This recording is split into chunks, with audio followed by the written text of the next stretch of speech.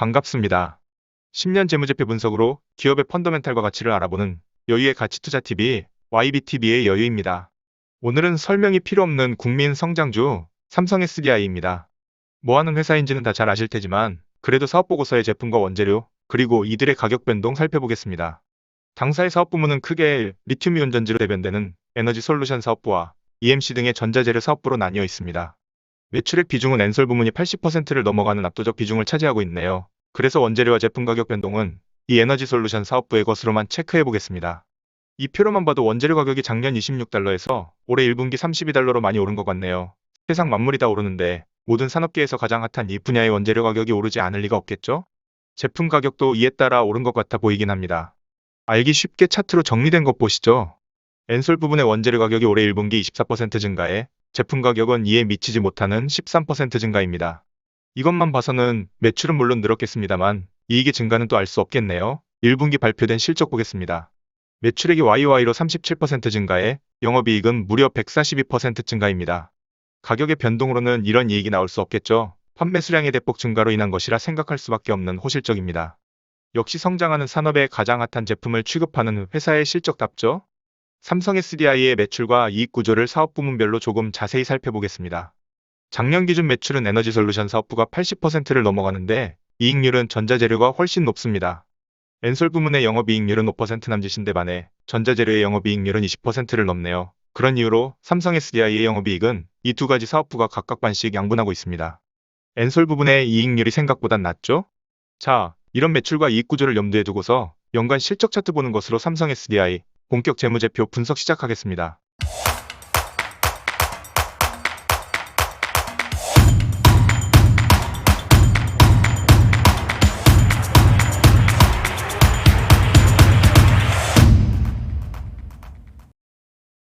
연간 실적 차트입니다. 17년까진 고만고만한 매출과 이익 수준이 2018년도부터 한 단계 점프합니다.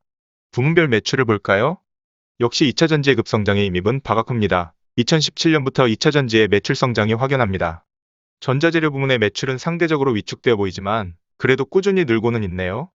현금 흐름 차트 보시겠습니다. 역시 2018년부터 영업 현금 흐름이 급격히 좋아집니다. 이와 함께 설비 투자도 매년 2조에 가깝게 꾸준히 이어지고 있네요. 성장하는 산업에선 경쟁에 뒤처지지 않기 위해 이런 꾸준한 설비 투자는 필연입니다. 비율 분석 들어가 봅니다. 우선 성장성입니다. 이익은 적자와 흑자를 오가다 2018년 500%라는 대폭 증가와 함께 꾸준한 성장이 이어지고 있는 모습입니다. 작년에도 매출액 20% 증가해 영업이익 60%, 당기순이익 100% 가까운 폭증 수준의 성장을 달성했네요. 올해 1분기의 실적을 봐서도 이 기업의 쾌속질주는 계속 이어질 것만 같습니다. 비율 분석 수익성 따져보겠습니다. 그런데 의외로 ROE가 높지가 않네요. 작년 겨우 8.5%의 ROE로 이제서야 번듯한 수익성을 가진 기업의 면모를 갖추었습니다. 영업이익률도 8% 정도로 그동안의 투자에 대한 과실을 취해가기 시작하는 모습입니다. 비율 분석 안정성 체크하겠습니다. 지속적 설비 투자가 이루어지고 있음에도 부채 비율과 차입금 의존도 등에서 안정된 모습 보여주고 있습니다. 70%의 부채 비율과 18%의 차입금 의존도는 이런 성장 기업에서는 매우 양호한 수준입니다. 손익자산과 관계 전혀 이상 없이 관리가 잘 되고 있고요. 운전자산의 변동 잠시 살펴보겠습니다. 재고자산이 37%, 매입 채무가 82%로 대폭 증가했습니다. 차입금 의존도가 18%로 유지되는 가운데 부채 비율의 증가는 이 매입 채무의 증가 때문입니다. 요컨대 재고 확보를 위한 활동이란 이야기죠. 초반부에 살펴본 원자재 인플레와 수요 증가에 대응하기 위해서겠죠. 제품과 반제품, 원부재료 등 모든 재고자산이 늘어났네요. 운전자산 변동과 감가상각비 분석으로 넘어갑니다. 20년과 21년, 2년 연속 영업현금 흐름이 영업이익보다 훨씬 큰 모습입니다. 운전자분 감소와 감가상각비가 늘어난 영향이죠. 재고자산과 매출 채권도 늘었지만 매입 채무의 증가가 더 커서 그렇고요. 감가상각비는 이전 18년까지 5천억 수준이다가 늘어나는 설비 투자로 인한 유형자산 덕분에 작년 1조가 넘어가 버립니다. 유무형 자산의 15% 정도를 감가상각 비용으로 처리하고 있고요. 이런 부분을 보면 삼성그룹은 돈을 잘 벌어서 그런가 다른 기업 대비 감가상각 비율이 매우 높은 편입니다.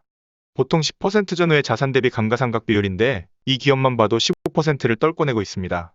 그만큼 보수적으로 회계 처리하고 있고요. 다른 말로는 재무제표에 대한 신뢰도가 매우 높다고 할 수 있습니다. 비율 분석 마지막, 활동성 알아봅니다. 자산 회전율 0.6으로서 아직 충분한 효율성은 아닙니다. 하지만 지속 상승하고 있고요. 특히 자본 회전율이 가속화되고 있는 모습 보기 좋습니다. 현금 회전 일수 보겠습니다. 매입 채무의 증가로 작년 40일까지 떨어졌습니다. 충분히 유동성에 문제없을 회전 일수고요. 그럼에도 불구하고 넉넉한 운영자금 챙겨두고 있습니다.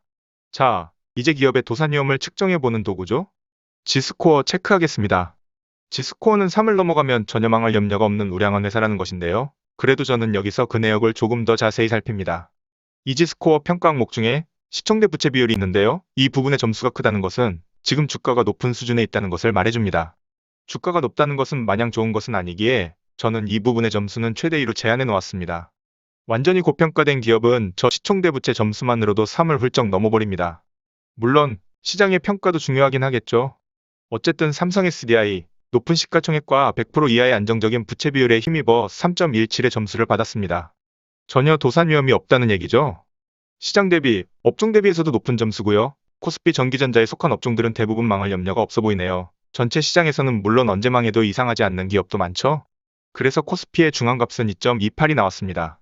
자, 이제 이 기업의 현 시점, 주가가 어느 정도로 높은 수준인지를 보겠습니다. 전통적 가치 지표로는 당연히 고평가인 것으로 나올 거란 건 뭐 다 알고 계시죠? PBR 2.8, PER 35로 시장 중앙값 대비, 업종 중앙값 대비 현저히 높은 수준입니다. 다른 가치 지표를 봐도 다른 기업 대비 대체로 3배 정도 비싼 것으로 나오고 있네요. 하지만 이 기업은 그런 여타의 기업과는 확연히 다른 점이 있죠? 바로 이 성장성입니다. 올해 1분기 이게 140% 증가는 뭐 한 분기 실적이니 그걸 바탕으로 따지기는 뭐하고요. 지난 3년간 평균 성장률이 최소 50%는 될 것 같습니다. 이를 바탕으로 성장성 지표인 PEG를 보면 0.58로서 아직 매도를 고려하기엔 현저히 낮은 수치입니다. PEG는 성장주 투자를 위해 피터 린치가 개발했다고 알려진 지표죠. PER을 EPS 성장률로 나눠서 이 수치가 0.5 이하면 매수, 1.5 이상이면 너무 고평가이니 매도해야 한다고 합니다. 저는 EPS 증가율을 당기순이익 증가율로 대체했고요. 보충적으로 주가 영업이익 비율인 POR을 영업이익 증가율로 나누어서 POG라는 제2미의 지표를 같이 보게 만들어봤습니다. 성장률을 다소 보수적으로 보고 측정한 이 두 가지 성장성 지표에서도 아직 매도를 생각하기엔 한참 낮은 수치입니다. LG에너지솔루션의 가치지표 잠시 살펴볼까요? PBR 12에 PER은 120이 넘네요. 이거에 비하면 아직 삼성 SDI의 주가는 걸음마 수준입니다. 그러니 이런 제목의 보고서도 나오는 것이겠죠? 자, 이제 이 기업의 배당은 어떤지 보겠습니다. 성장하는 산업에서 자기 영역을 선점하기 위한 치열한 전쟁터에 있는 기업의 배당이 좋을 수는 없습니다. 고정된 1,000원의 부당배당금에 지속 상승하고 있는 주가의 배당 수익률은 0.2%대입니다. 사실 배당 보고 이 기업에 투자하는 사람은 없죠? 자, 이제 이 기업의 적정가 평가를 해볼 시간입니다.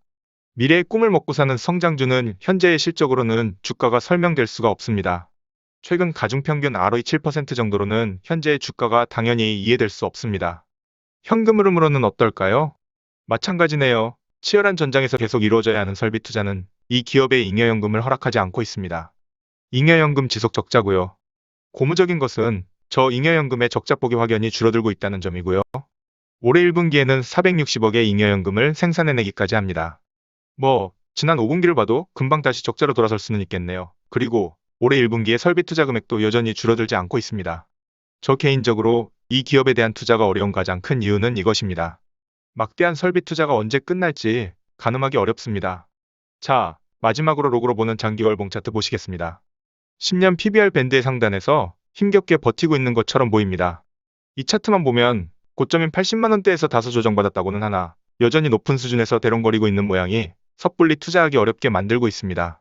하지만 지금까지 살펴봤듯이 2018년 이후 구조적으로 매출과 이익의 성장 사이클을 제대로 타고 있는 모습과 본격적인 잉여현금 흐름 생산이 눈앞에 다가온 지금 저 PBR 밴드의 상한선은 다시 설정되어야 하지 않나 조심스럽게 생각해 봅니다.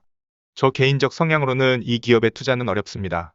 최근에 놀라운 실적 퍼포먼스가 이미 모두 주가에 반영된 것이 아닌가 하는 의심이 있고요. 갈 때 가더라도 아직 월봉상 이격 조정을 좀 더 해야 하지 않나 하는 생각이 있네요. 하지만 대한민국을 대표하는 성장주 삼성 SDI가 올해 1분기 실적에서 보여준 것처럼 지속 성장해 나간다면 지금의 주가는 충분한 정당성을 가질 수 있을 것이고 나아가 한 단계 더 업그레이드 되지 말란 법도 없겠죠? 이상 삼성 SDI였습니다. 아시죠? 여유를 가지고 시간을 내 편으로